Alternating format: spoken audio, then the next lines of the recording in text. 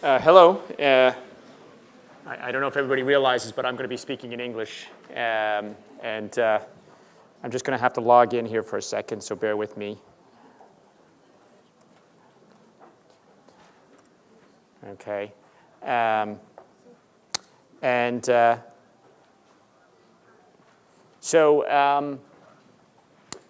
name is Dimitri Boylan, as I was introduced, as someone who is in the software business. I'll give you just a really quick background on myself while I'm coming up on getting my computer up. I'm from New York, and I came here to Buenos Aires 8 years ago. So I live here now. My Spanish is terrible, okay, and it's not getting better. I'm a little different than a lot of people from the States that come here, because a lot of people that come here, I've noticed, majored in Spanish or had some passion or desire to, spend time in a Latin country, and I didn't have any of those things. Okay, I came here to tap into a lower cost, well-educated, and what I thought would be relatively creative workforce. Okay, in Buenos Aires. And when I got here, I met with a law firm, and the first question they asked me, and there were 6 of them around the table, was, why are you here? Which made me, just for a minute, think I should maybe rethink what I was thinking, but I'm not that fast. So I was like, well, I am here, so let's just roll with that.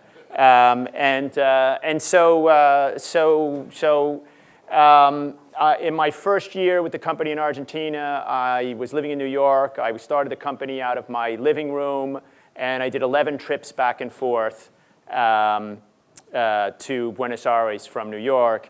And then things weren't really going well in Buenos Aires, and I asked my wife, I said, we have to go to Buenos Aires next week.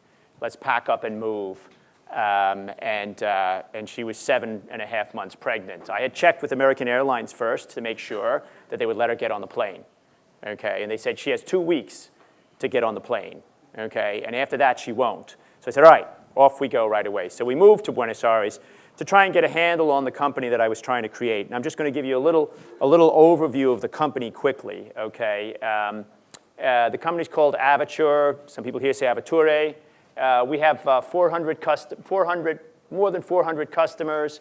I started the company 2004, but really incorporated in 2005. I had an internet company before that called hotjobs.com. It was one of the top 50 websites in traffic in the world. I sold it to Yahoo. It was in the labor space, okay, classifieds, what we call the Web 1.0 era, okay. We released our software platform, the Avature platform, in 2008. We've got 50, maybe 60 now, Fortune 500s on it.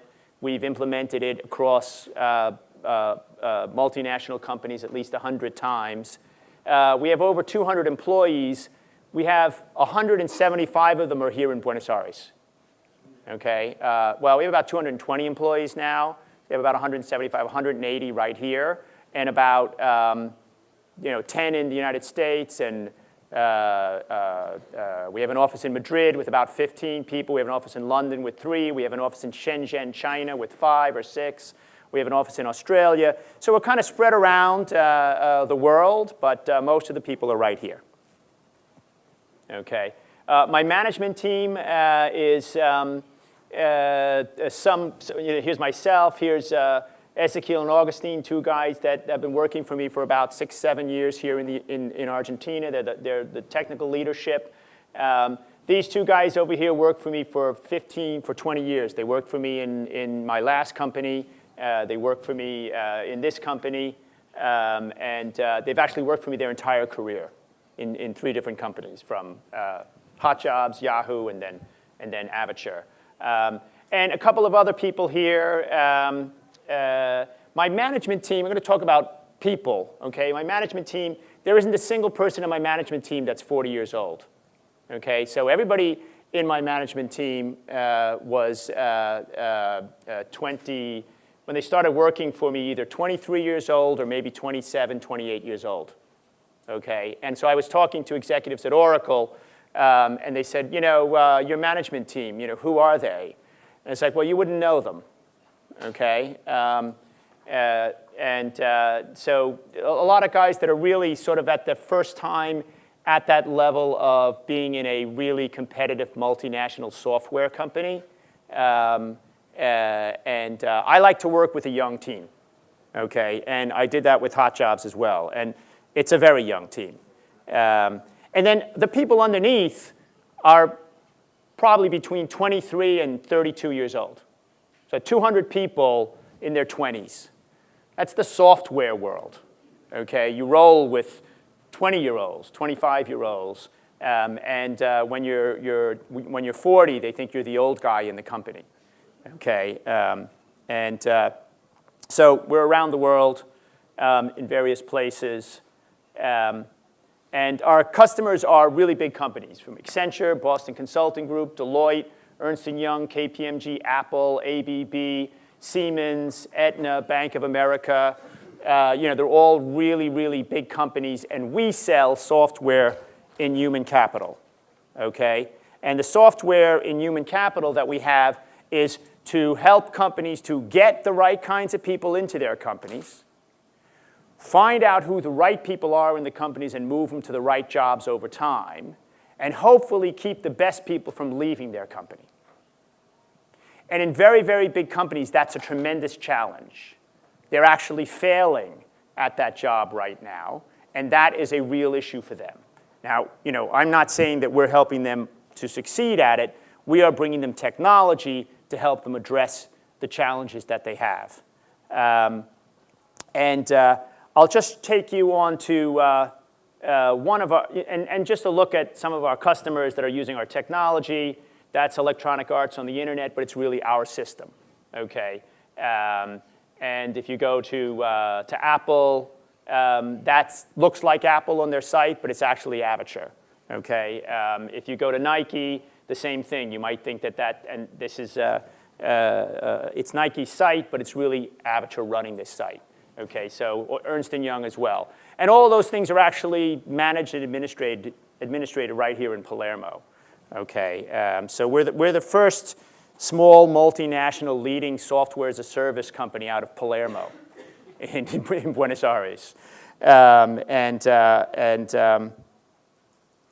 Marriott. If you want to find a job anywhere in the world with Marriott, you go online and you can find it with the map and where the jobs are based on where you zoom in and everything. And that's all Avature technology that's doing that. And we also keep all the data for these guys. So we have the data of Barclays and Siemens and Goldman Sachs and around people, okay? And so I thought I want to talk about two things. How does Avature run that company? Okay, how do I run this company? Okay, and then what are the challenges that our customers have? And they're really two different things, but you can lay them over each other because I think that a lot of the challenges I have, our customers have those challenges at a much bigger scale, okay? And so our customers are struggling with turnover. They're struggling with a new generation of worker that doesn't want to stay at the job for very long, that has a completely different concept about the value they're going to get out of the organization. And it's very hard to run a company when you have people that are coming in and are leaving in a couple of years. It's hard to get the right people into the company. It's hard to keep the people in the company.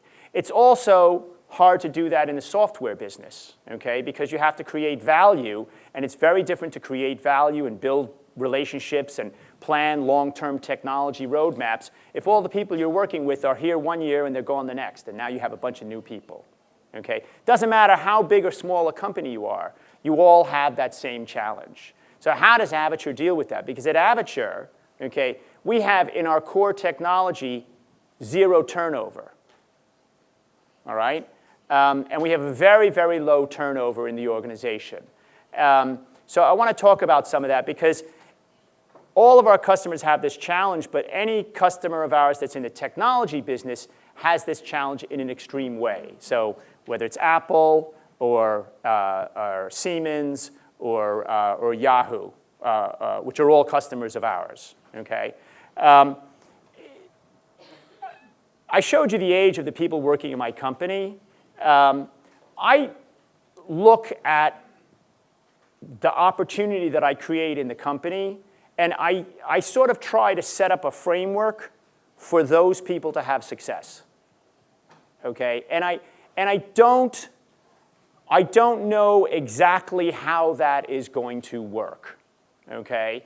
But when you get some of the right people in the organization, okay, and you let them do the things that come naturally to them, and they don't have a lot of preperceptions about how they should manage people, okay, you can get to a type of culture in your organization where people actually want to stay at your organization. I was just talking about this earlier.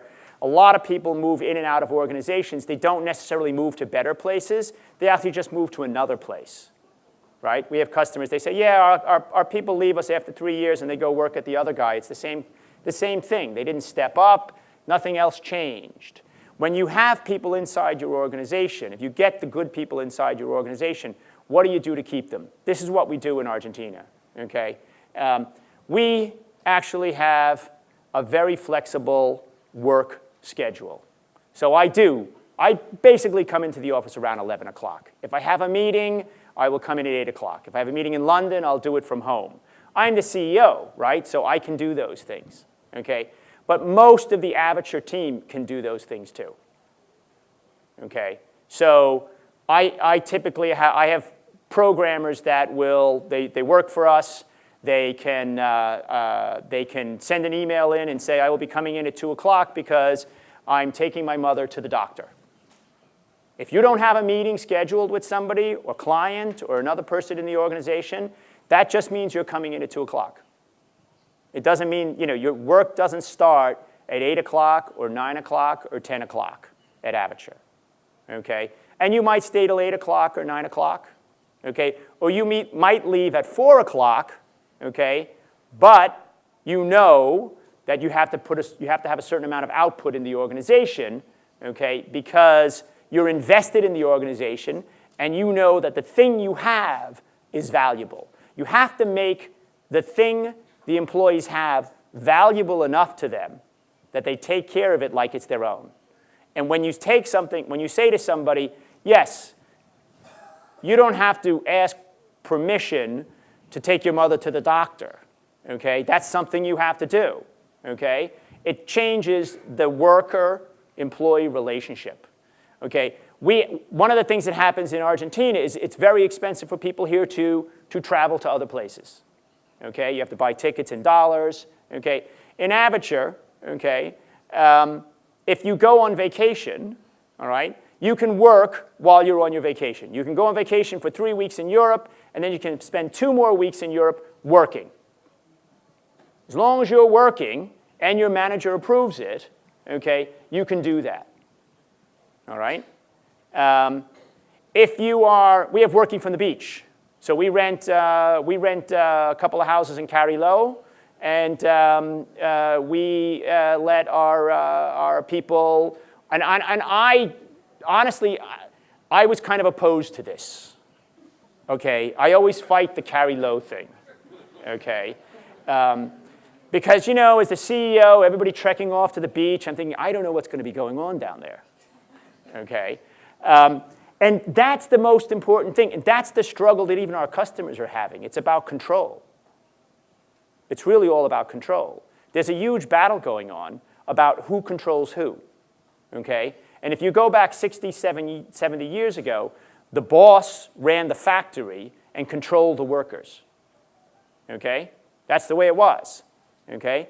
And today, in the new generation, they don't want to be controlled the same way, okay? So I have to give up the control, cross my fingers, and hope that the beach doesn't go crazy, okay? And the truth of the matter is, the beach really doesn't go crazy. We've now done it 4 or 5 years in a row, and we have to have sort of like a house for family and a house for not family, because we've got people now that have 2 kids, and the kids are like this, and they don't want to be around the other people who are, running around till 4 in the morning, okay? But it's amazing that you give them that much freedom and how seriously they take it and how much work they get done, okay? And so we do, a certain amount of days, like 20, 30% of the time, you can actually work from home. You send an email in working from home. Remember, with technology now, you just log on. You have rules. You have to be on chat. You have to be available within 20 minutes. Okay? You can't be working from home and nobody able to get a hold of you. Okay? But if you are plugged in, which is a new thing, of course, right? Because 20 years ago, you couldn't be plugged in. Okay? Now you can plug in from home. You get often a lot more productivity out of people when they're working from home. There's one place that almost everybody is comfortable.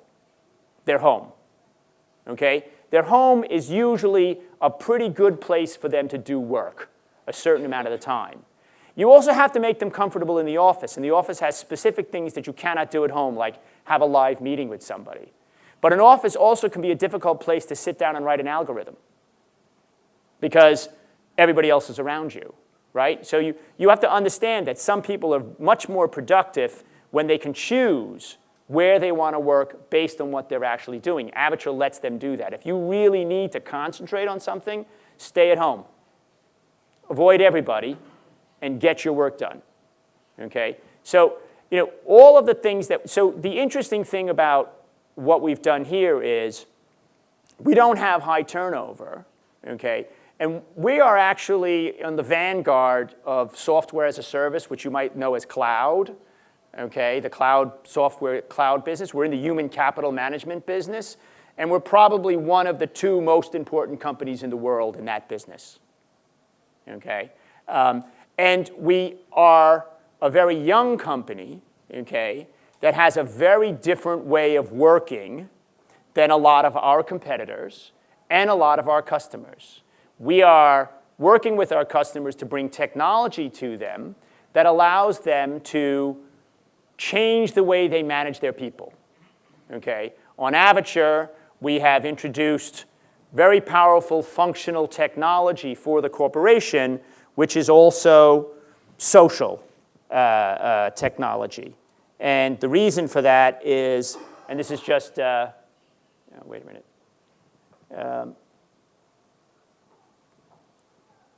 Because we're trying to bring in, I'm just going to put it up on the screen, but we don't have the time to go into the technology. But imagine that you took Google plus LinkedIn and Facebook and you mashed it all up together and you put it inside a company and you put really powerful workflow and data modeling and all the things that big enterprise software has, and you wove that into a layer of social interaction, and you let your employees work on that kind of technology, then you can actually understand more about how people feel inside the organization, even in a large organization. In my organization here in Avature, I understand how people feel because we have 200 people and I can walk the floor, okay? I know whether working from the beach was a hit or not, okay? I know whether Pablo is actually doing a lot of work, whether he's producing a lot.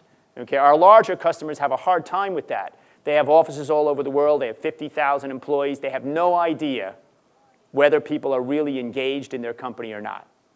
Certainly at the executive level, they don't have. So we're building this sort of bigger technology that allows them to get a handle on this. But when you get back down into the phenomenon of just looking at the way Avature works here as a 200-person company, trusting the employees, giving the employees in this new generation an easy way, okay, to weave work and personal life together.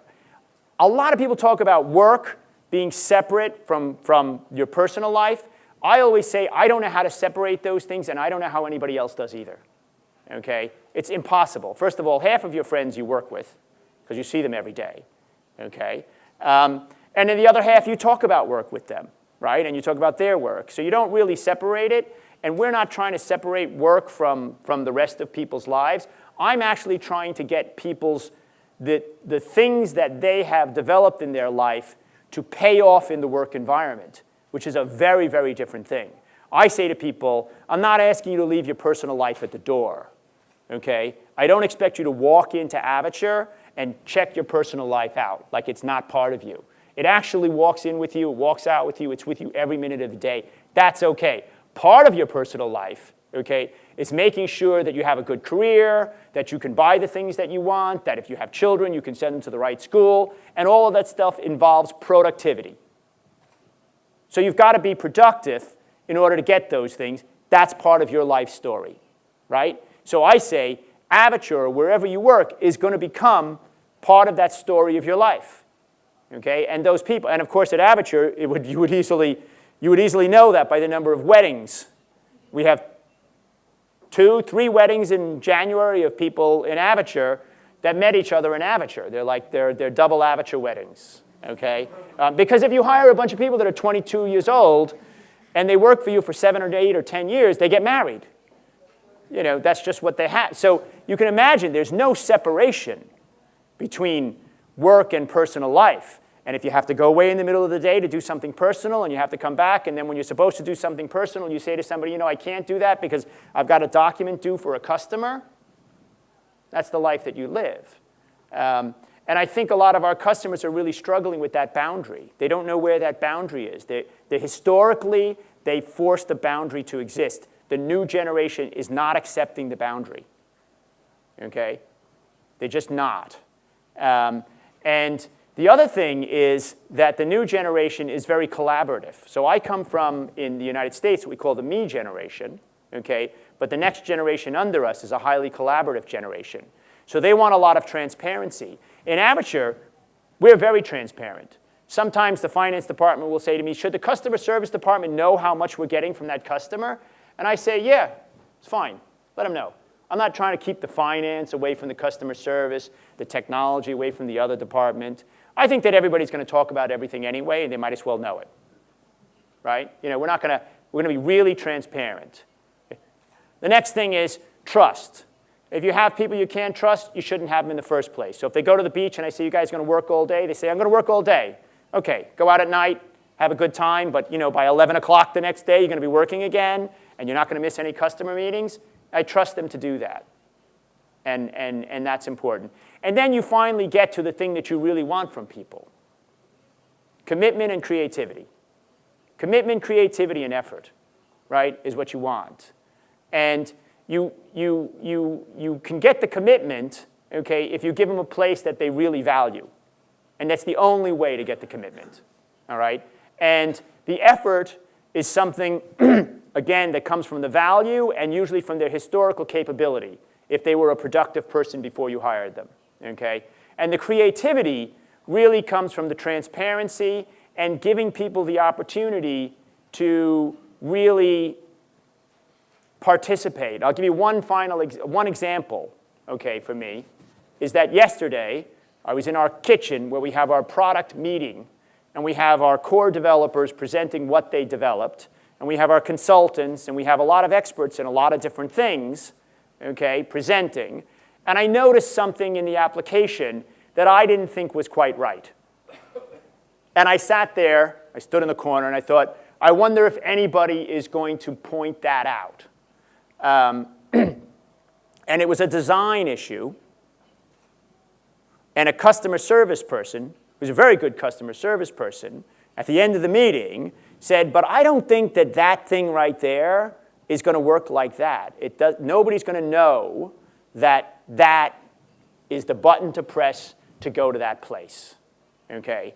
And it was a very good example of a very healthy, strong organization because this was advanced, very advanced technology, very advanced user design and very complex stuff, and a customer service person, okay, who doesn't have the training to maybe be able to talk about those things, but now in our organization has the experience, the knowledge, and the opportunity, okay, to actually participate at a level that he wouldn't otherwise participate.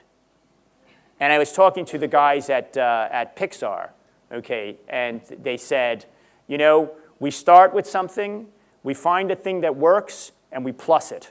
And I said, you know, it's exactly what I do. It's the same thing. You put a bunch of people in the room, you find the things that work, and then as an executive, you just find a way to have more of that. I just want more of that, okay? And if you want to run around and do this and do that, as long as I get more of that and I win, that's success. For a company here, for Argentina, Avature is a hugely successful software company in the rest of the world.